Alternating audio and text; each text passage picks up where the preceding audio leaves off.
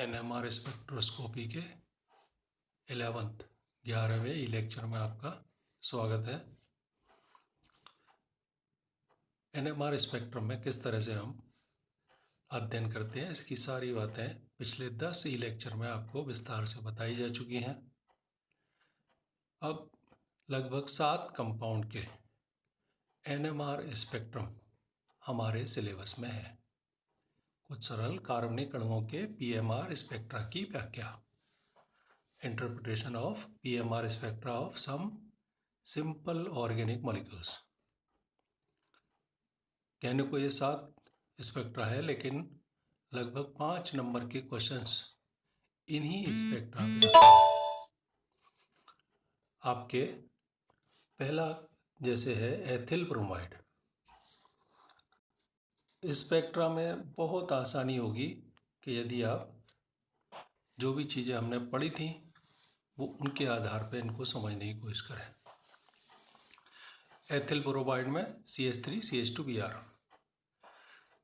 कितनी तरह के सिग्नल आएंगे, इसको हम तुल्य अतुल्य प्रोटोनों की सहायता से इन हाइड्रोजन परमाणुओं को किसी दूसरे परमाणु या समूह के द्वारा प्रतिस्थापित करके ज्ञात करते हैं। तो CH3KH को हटाओगे आप तो एक सेम प्रोडक्ट होगा, यानी ये तुल्य प्रोटोन है। CH2 के 2 प्रोटोन, इनको भी आप हटाने की कोशिश करोगे तो सेम प्रोडक्ट मिलेगा, यानी कि ये तुल्य है। यानी कुल मिला के इस एथिल ब्रोमाइड में 2 तरह के प्रोटोन हैं। एक है मेथिल CH3A प्रोटोन, दूसरे हैं मेथिलीन CH2B प्रोटोन। 2 तरह के प्रोटोन हैं। तो इसमें कितने सिग्नल आएंगे? 2 सिग्नल आएंगे। इन 2 सिग्नल में स्प्लिटिंग क्या होगी? स्प्लिटिंग का हमने सूत्र पाया है कि जब आपके N+1 निकटवर्ती कार्बन के हाइड्रोजन परमाणु N+1 यानी जो A प्रोटोन है उनकी स्प्लिटिंग में निकटवर्ती CH2 के 2 प्रोटोनों का योगदान होगा। तो N+1 2+1 यानी कि ये आपके ट्रिपलेट प्राप्त होगा A प्रोटोनों का। ट्रिपलेट में सिग्नलों का अनुपात हमने पास्कल ट्रायंगल से समझा था कि 1:2:1 का अनुपात होगा। अब मेथिलीन B प्रोटोनों के सिग्नल की स्प्लिटिंग के बारे में देखें तो निकटवर्ती 3 है, यानी 3+1 क्वाड्रेट आएगा। क्वाड्रेट में शिखरों का अनुपात होता है 1:3:3:1। अब इनके सिग्नलों के एरिया की बात करें तो ए प्रोटोन कितने हैं? 3। तो जो आपके ट्रिपलेट है 3 हाइड्रोजन परमाणुओं के तुल्य होगा। बी का क्वार्टेट कितने के कारण है? 2 के कारण, यानी ये 2 हाइड्रोजन के 3:2 का अनुपात होगा इनके एरिया में। अब इनकी बस ये वैल्यू रिमेंबर करनी पड़ेगी, और वैसे भी यदि हमने सारणी में देखा है तो उस आधार पर आसानी से बता सकते हैं कि ये जो Br परमाणु है इसका -I इफेक्ट होगा। ये CH2 प्रोटोन डी शील्डिंग बहुत ज़्यादा करेगा, तो जो CH2 का सिग्नल लगभग 1.4 पे आता है वो आपके बहुत ज़्यादा डी शील्ड होके, यानी ज़्यादा डेल्टा पे 3.4 ppm पे आ क्वार्टेट। और आपके CH3 थोड़ी सा डिस्टेंस पड़ गया Br से, तो इनमें क्या होगा? कम डी शील्डिंग होगी। कम डी शील्डिंग होगी तो इसका मतलब आपके ये कितने पे आएगा? 0.9 पे आता है, तो यहाँ पे डी शील्डिंग से 1.7 ppm पे आएगा। ये दोनों एक दूसरे के निकटवर्ती हैं, यानी एक दूसरे से वो करेंगे। तो इसमें क्या होगा? आपके जे युग्मनांक 6 आ जाएगा। तो बेसिक वैल्यू यदि हमने पहले के 10 लेक्चर ढंग से पढ़े हैं तो ये 4 चीज़ें, पहला कितने सिग्नल, दूसरा स्प्लिटिंग, तीसरा एरिया, जो शिखरों का अनुपात है, एरिया में कितने प्रोटॉन हैं और फिर इनकी निश्चित वैल्यू, यौगिक।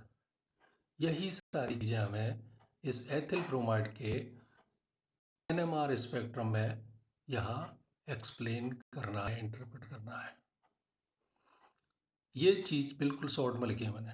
यदि ये याद है तो आराम से 1.5 से 2 पेज लिख सकते हो और 2.5 नंबर का क्वेश्चन आप इजीली इसमें कर सकते हो।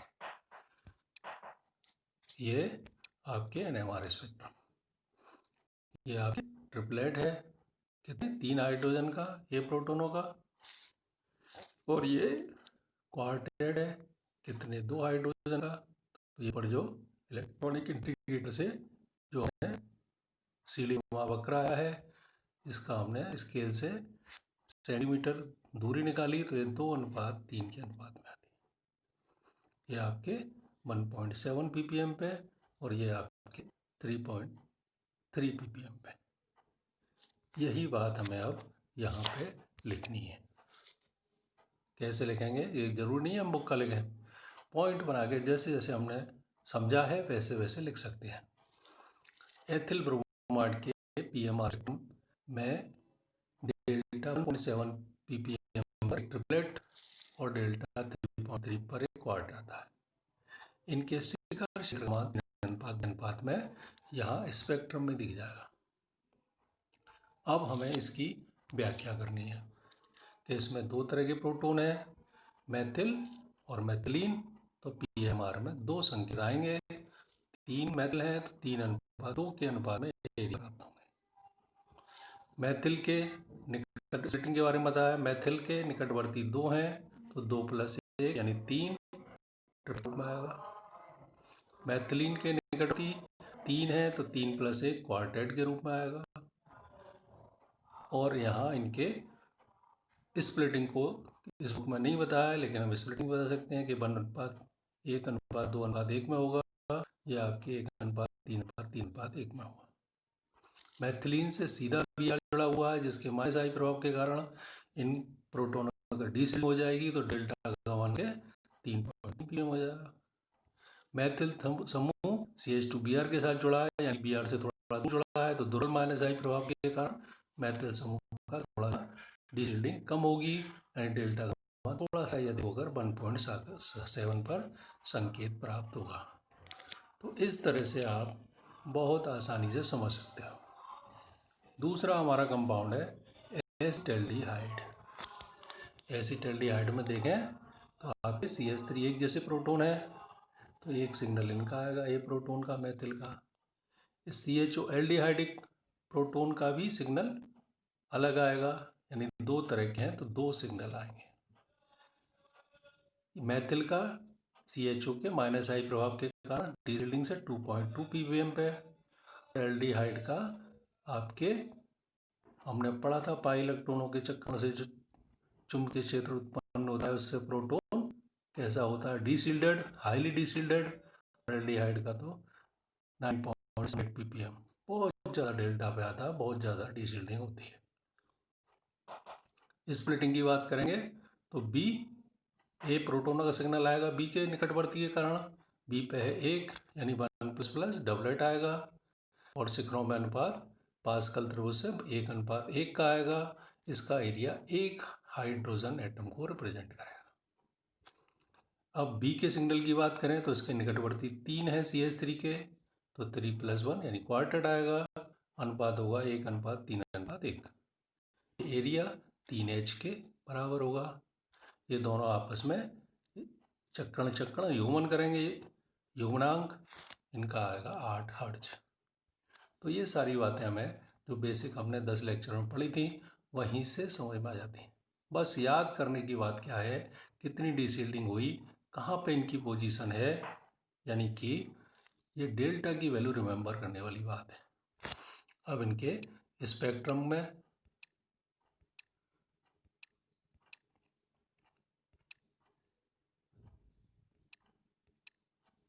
ये है एसिटल्डिहाइड का, ये आपके CH3 का कैसा आएगा, निकटवर्ती के कारण डबलेट, डीसिल्डिंग हो गई तो ये डाउन फील्ड में, यानी डेल्टा की वैल्यू बढ़ गई।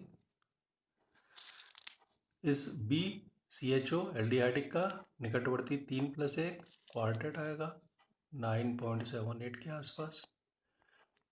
तो इस तरह से बहुत आसान है ये कंपाउंड, जबकि आपने 10 पुराने लेक्चर ध्यान से पढ़े हैं। आप सभी लोगों से मैं रिक्वेस्ट करूंगा कि पुराने 10 एक बार से फिर पढ़ें, फिर सुने, और फिर उसके बाद इनको आप याद करेंगे तो बहुत आसानी से याद हो जाएंगे।